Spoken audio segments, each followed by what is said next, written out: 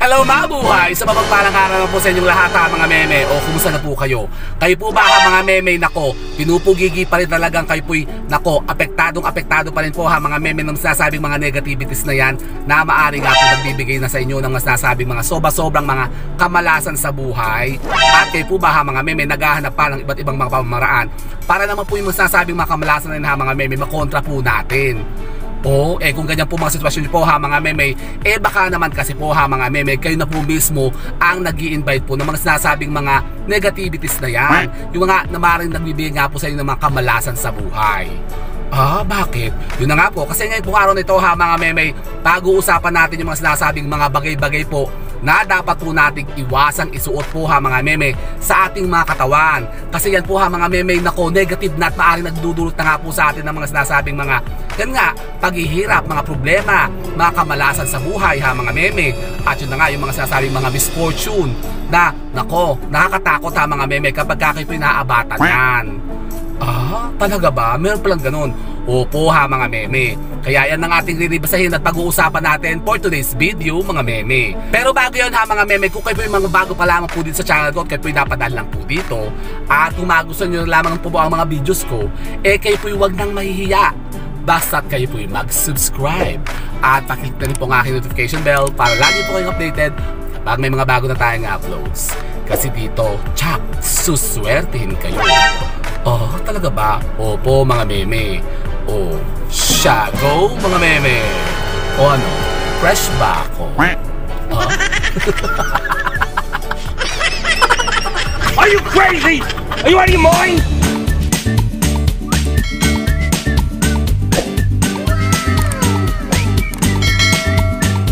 Ayun na nga po mga meme, isang mapagpalang araw po sa inyong lahat. At yun na nga po mga meme, for today's video po mga meme, nako eto, mag-share tayo ng konting kaalaman mga meme at gabay. Yung ba sasabing bang dapat nating iwasan na isuot pa sa ating mga katawan mga meme, na mga bagay-bagay po na maaari nga po nagdudulot na sa atin ng mga negativities na yan at nagbibigay na po sa atin ng kamalasan pero hindi pa po natin nalalaman. Nako, pagkaganyan po mga meme, nako, negatibong-negatibo po yan.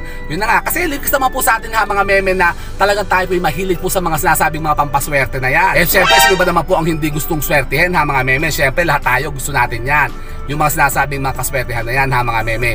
Pero alam nyo po ba mga meme na kayo po mismo mga meme sa inyo pong mga katawan, sa inyo pong mga sarili mga meme, maaari kayo po mga meme maka-imbibe din po ng mga sinasabing mga kamalasan na yan kapag ka ito po mga meme isinusuot nyo po sa inyo pong mga katawan. Meron palang ganon. Opo mga meme, ito po yung mga sinasabing mga bagay-bagay po na maaari nakakapagpahirap na nga po at nagbibigay na nga po sa atin ng mga negatibong enerhiya at nagbibigay sa atin ng mga kamalasan sa buhay.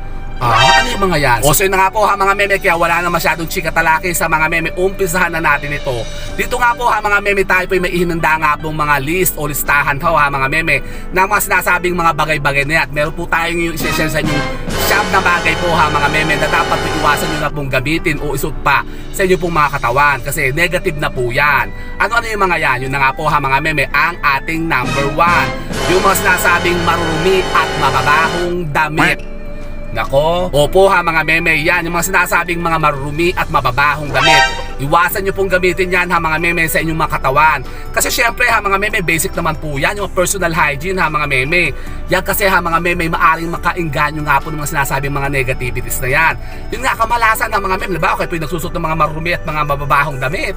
Nako, sino ba naman lalapit sa inyo mga meme? Kahit naman siguro yung mga kaswertihan walang lalapit sa inyo mga meme kapag kaganyan. Siyempre, bigyan ko kayo ng example mga meme. Kung bawa kayo po ipapasok sa trabaho, tapos isusuot yung mga marumi at mga mababahong damit, yung mga pinagsuotan nyo nung isang araw pa, hindi nyo nilalabhan. Yan pa rin ang isusuot ninyo mga meme. Sa tingin nyo kaya suswertihin kayo dyan? Ako hindi po mga meme, kayo lalayo ng mga tao. Mabubusit sa inyo mga meme mga tao pag kayo naamoy dyan. Bakit ako napakadugyot naman ito? Naku, negative po yan mga meme. Saka syempre yung personal hygiene natin, tayo dapat mga meme lagi magsusot ng mga malilinis na damit. Kahit po luma lang namin, okay lang po yan mga meme. Hindi mo kailangan ibago talaga mga meme. Basta't kailangan lang po mga meme laging malinis po at mabango po ang ating mga isinusuot araw-araw. Para tayo po mga meme lapitan at tayo makainganyo nga po ng masasabing mga positive energy. So yun po mga meme ang ating number 1. Iwasan nyo po mga meme ang pagsusuot ng mga marurumi at mababahong damit mga meme. O, at ang atin naman pong number 2 ha mga meme, iwasan nyo po ha mga meme ang pagsusot po ng mga butas na medyas. Nako, kayo po ba ha mga meme may mga butas pang medyas? Ako, sabi ko sa inyo, ipagtatapon nyo na po yan ha mga meme, mga lumaluman yung mga gamit-gamit dyan ha mga meme na talagang yung pinaglipasan ng panahon, yung mga sira-sira ha mga meme at warak-warak na. Alam nyo po ba kasi ha mga meme, nako, negatibong-negatibo na po yung mga bagay-bagay na yan. Huwag nyo na pong gagamitin yan ha mga meme, kahit yung mga sinasabi mga lumalumang mga brief panty ha mga meme, kahit yung mga damit-damit warak-warak na ha mga meme. Nako, pinag-aari muhunan nyo pa, ayaw nyo pang ipagtatapon ha mga meme. Hindi ba sabi ko sa inyo, kayo po ha mga meme magtapon ng mga sinasabing mga sira-sirang damit na yan ha mga meme. Pagka po pasok po yung bagong taon, mag-declutter po kayo ha mga meme, mga closet po ninyo. Yan, kasi number 1 po yan ha mga meme, yung mga butas na medyas. Huwag na wag kayo magsusuot yan ha mga meme, kasi ang sinisimbolo po niyan ha mga meme kamalasan. Mahal kayo po ha mga meme magkasakit dyan. Yun nga, magkaroon kayo ng misfortune sa buhay. Baka kayo papasok sa mga trabaho tapos butas ang mga medyas po ninyo. Kayo po ha mga meme nakaka-encounter po ng mga problema, mga negativities. Yan, mga misfortune sa buhay nga po ha mga meme, laging lumalapit sa inyo kapag kaganyan. Huwag nyo nang tatahiin yan ha mga meme. Ako, murang-mura lang naman po ang mga medyas ngayon. Bumili na po kayo ng bago ha mga meme. Tanggalin nyo na po yan masasabing mga butas-butas na mga medyas mga meme. At ang pangatlo naman po ha mga meme, tungkol sa mga butas-butas, yung mga sinasabing mga butas-butas na bulsa. Yan, kahit ano pong bulsa po yan ha mga meme. Halimbawa kayo yung mga pantalon, palda, short ha mga meme, tapos meron kayong butas-butas na mga bulsa. Nako, Diyos Mariosep, ipa-repair nyo yan, ipatahin nyo yan ha mga meme. O mas mainam po, huwag nyo na pong isuot yan kung halimbawa talagang hindi nyo na ma-repair. Nako, kasi yan naman po ha mga meme ay nakakainganyo naman po ng kawalan. Pagkawala po ha mga meme ng ating mga kaswertehan ha mga meme, halimbawa kayo po yung naglagay dyan ng mga pera o tapos nahulog, o hindi maalas yun ha mga meme. Ibis na kayo may pera pa, wala na, pagdukot yung ganyan, butas pala yung bulsa nyo. O di wala na kayong pera ha mga meme. No, negative na po yun. Kaya malas po siya ha mga meme. So iwasan nyo rin po yan ang pagsusot po ha mga meme ng mga damit na may mga butas na mga bulsa. At ang pang-apat naman po ha mga meme ay kung mahilig naman po kayong magsusot ng mga accessories ha mga meme, iwasan nyo po ha mga meme ang paggamit po ng mga accessories po na yari po sa tanso mga meme. Lalong-lalo na po ha mga meme, mga pendant na gawa sa tanso. Kasi maraming ganyan ang mga binibenta, yung sinasabing mga pampaswerte na yari po sa tanso. Ako, huwag na huwag kayo magsusuot yan ha mga meme, kasi negative po yan. Kasi malakas po ang enerhiya ng mga tanso kasi ha mga meme, dyan po yung nakakapag-drain po ng sinasabing mga positive energy. Ah, talaga ba? Oo, nakaka-drain po yan ha mga meme ng mga positibong enerhiya na nasa atin. Opo ha mga meme, kasi napakalakas po niyan na makapagpa-drain ha mga meme ng mga sinasabing mga positive energy na nasa katawan natin. Yung mga aura po natin ha mga meme, nababawasan yan. Yung ating kumbaga dungan ha mga meme, na-absorb po na yung mga accessories na gawa po sa tanso.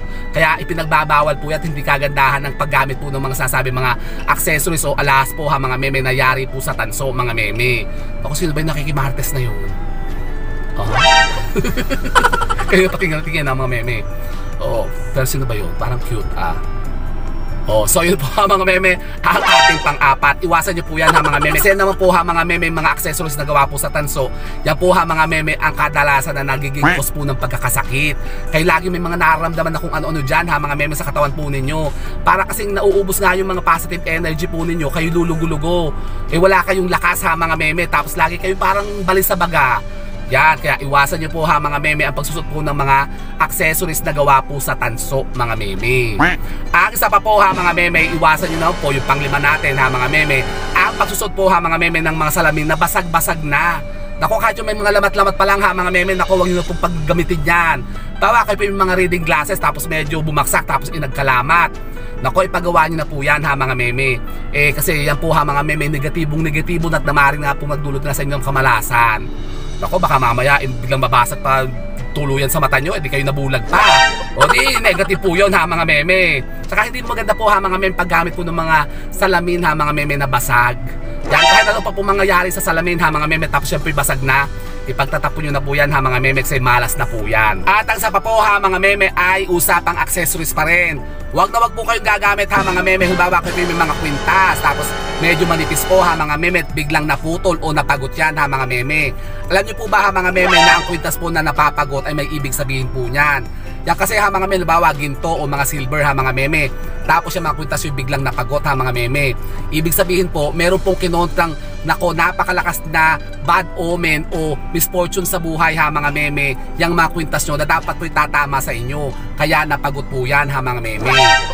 Ganun ba yun? Opo, kasi alam nyo po ba ha mga meme na ang mga kwintas na yari po sa ginto, yung mga silver ha mga meme, napakainang pungontrat po niyan ha mga meme sa magsasabing mga, yun nga, mga sumpa-sumpa, mga tigal po, mga palipad hangin, mga bulong-bulong ha mga meme, yung mga sasabing mga maldisyon.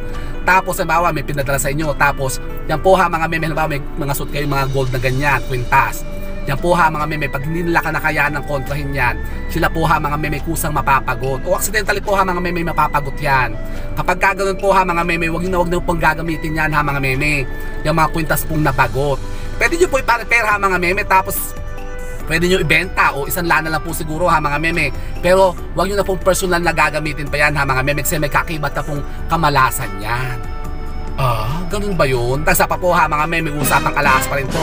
Halimbawa kayo naman po ha mga meme, may mga engagement ring, may mga wedding ring kayo ha mga meme. Tapos yung isa pong kapartner niyan ha mga meme nawala. Accidentally po ha mga meme, naiwala po ng asawa po ninyo. Tapos isa na lang natira ha mga meme. Wag nyo po isusuot yan ha mga meme. O halimbawa, bumili na lang po kayo ng bago. Kailangan po ha mga meme, magkapares po lagi yan ha mga meme ang wedding ring. Halimbawa yung isa po ha mga meme nawala, nako, wag nyo na pong isuot yan. Itago nyo lang po yan ha mga meme sa mga jewelry box nyo, sa aparador po ninyo ha mga meme. Kasi negative na po yan. Makaka-imbibe na po yan kasi ha mga meme ng negativities tungkol po sa relasyon naman mag-asawa. Opo ha mga meme, malas na po yun kapag ginagamit nyo po ha mga meme yung mga wedding ring o engagement ring na wala ng kapartner ha mga meme. Paano halimbawa yung mga kapartner na namatay na? Kung halimbawa yung asawa biglang natigoers na, namatay na nga, di isa na lang talaga. Kapag ganoon po ha mga meme, huwag nyo na pong isusuot yan. Itago nyo lang po ha mga meme. Kumbaga momento na lang po, parang kumbaga souvenir o yung parang alaala na lang po ha mga meme. Pero nasa inyo po yun ha mga meme, kung gusto nyo pa rin isuot yan. Okay lang naman po kasi yun ha mga meme, kung bawa namatay na nga po yung asawa. Pero yun nga, kung bawa buhay pa, tapos kayo po magkasama pa ha mga meme sa bahay, tapos ang isa na lang po yung natirang engagement ring o wedding ring po ninyo. Huwag nyo na munang isuot yan ha mga meme. Bumili lang po kayo ng bago, palitan nyo na po yan ng bago ha mga meme. Tago nyo lang po yan kasi yan po kasi ha mga meme ang nagiging dahilan minsan po ng problema po ng relasyon mag-asawa. Maaari po ha mga meme, isa dyan ha mga meme ay magkaroon po ng mga karelasyon o kabetching iba. Magkakaroon po kayo ng third party mga meme. Ganun ba yun? Ako, nakakatakot naman. Visit kasi talaga yung mga kabit-kabit na yan Dahil hindi makasawsa, diba? Kaya iwasan nyo lang po yan mga meme kung ayaw nyo po magkaroon kayo ng mga third party, diba? At ang sa pa po ha mga meme, paggamit po ng mga sinasabing mga pendant ha mga meme, nagawa po sa mga kung ano-anong mga pangil po ng mga kung ano-anong hayop ha mga meme. Dahil ba yung mga pangil ng buaya, pangil ng mga aso. Ako si Magyose, pwede ba mapangil ng aso? Isinusot ba yan? Opo ha mga meme, iwasan nyo po yung paggamit po ng sinasabing mga pendant na gawa po sa mga kung ano-anong mga pangil ng hayop, mga pangil ng mga buaya, pangil ng pating, pangil ng aso. Nako, yung mga pangil ng pusa, may pangil bang pusa? Meron na. Iwasan niyo po yan mga meme kasi negative daw po yan. Kasi yan naman daw po ha mga meme, mag-iinganyo naman po ng mga negatibong enerhiya naman po ng pagkikipag-away sa kung kani-kanino. Kayo po ha mga meme, masangkot ha mga meme sa kung ano ng mga problema at mga alitan baga. Kapag kayo daw po ha mga meme gumagamit yan, yung mga sinasabi mga kwintas-kwintas na may mga pendant na may mga pangil-pangil na mga hayop-hayop na yan. Pero alam niyo po ba mga meme na merong isang napakainam na yung pendant na gawa po sa mga ngipin. Alam niyo po yun kung ano yun, na yun nga pampalakas po yun ng katawan ha mga meme, yung ngipin po ng kalabaw. At yan po ha mga meme, pagka nakuha nyo po bawa, nalaglag po yan ha mga meme sa bunganga ng kalabaw, nakukunin nyo po agad yan ha mga meme. Pero huwag nyo pong ikwintas ha mga meme, tago nyo lang po sa bulsa po ninyo o sa mga bag po ninyo ha mga meme. Yan po magiging lucky charm po ninyo. Huwag nyo na pong gagamitin mga pendant ha mga meme, katulad po mga pangil ng mga usa, pangil ng mga bear. May pangil bang bear? Meron na mga meme, tapos mga pangil nga daw po ng mga buaya. Nako, Ganyan po, pwede naman po kayo magtago niyan ha mga meme, pero ilagay nyo lang po sa mga bag po ninyo, mga bulsa po ninyo. Yan naman po ha mga meme, mga sinasabi naman po paniniwala talaga dyan ha mga meme, yung ating mga tatandang mga inuno na talagang yan daw po talaga yung may mainam na gamit naman po talaga yung mga pangil-pangil na yan ha mga meme, yung pangil ng mga buaya, yung mga pangil nga daw po ng mga aso, pangil ng mga pating ha mga meme. Pero yan po ha mga meme, ilagay nyo lang po sa mga bulsa po ninyo, itago nyo lang po yan ha mga meme sa mga bag po ninyo, sa mga bulsa po ninyo ha mga meme, sa mga taguan po ninyo. Gawin nyo na po siyang lucky charm ha mga meme, huwag na po siyang isusuot sa katawan po ninyo ha mga meme. Kasi yun nga po kasi malakalakas ang enerhiya ng mga yan eh. Maaaring makainganyo nga po yun ng mga sinasabing mga yun. Alitan ha mga meme sa ibang tao, yung kumbaga lagi kayong galit ha mga meme kasi pangil nga kasi yun eh. Parang gusto yung lagi mga gatbaga. Ganun.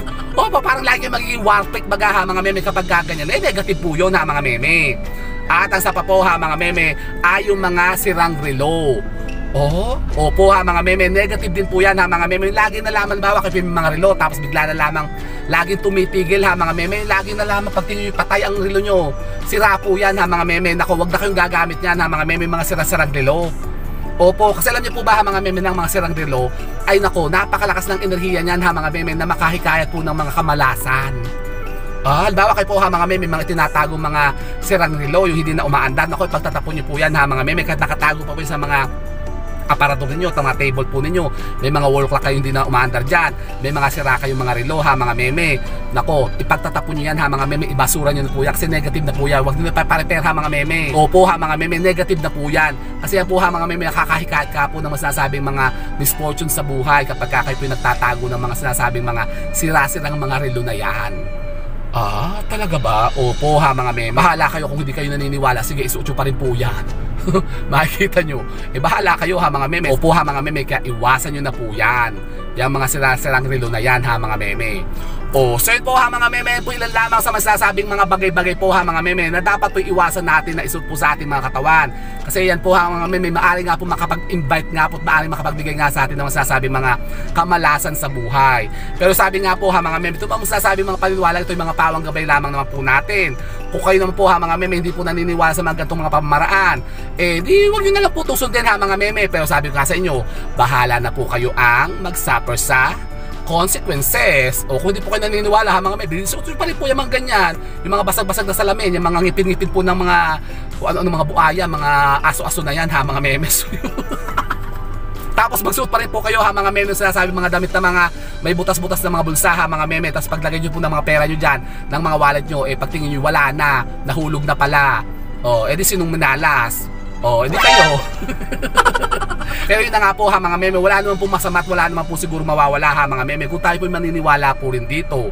Kung yan naman po ha mga meme ang makakatulong po sa atin para tayo po ha mga meme makaiwas nga po sa nasasabi mga misfortune sa buhay na yan na maaari nga pong dumatal sa atin mga meme.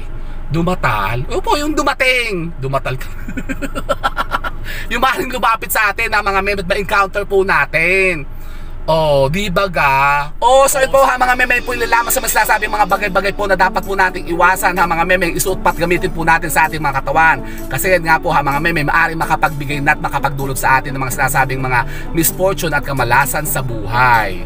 Opo ha mga meme. Kung kayo po ha mga meme makatanungan tayo sa ating paksang pinag-usapang ito, pwede po kayo magtanong dyan ha mga meme. Mag-iwan lang po kayo ng mga question dyan sa ating comment box at pagka po yung nabasa natin, yan po yung sasagutin ko rin dito. Di ba ga? So yun po ha mga meme, sana po yung may napultan na mga bagong idea at kaalaman sa pag-attract naman ng mga bagong kaswertihan at pagkontra sa mga sinasabing mga kamalasan na yan. And with that mga meme, keep safe and God bless. Thank you for watching and don't forget to subscribe my channel. I know you like it. And don't forget to brush your teeth. And always remember, every gising is a blessing. Bye mga meme. Fresh ba ako?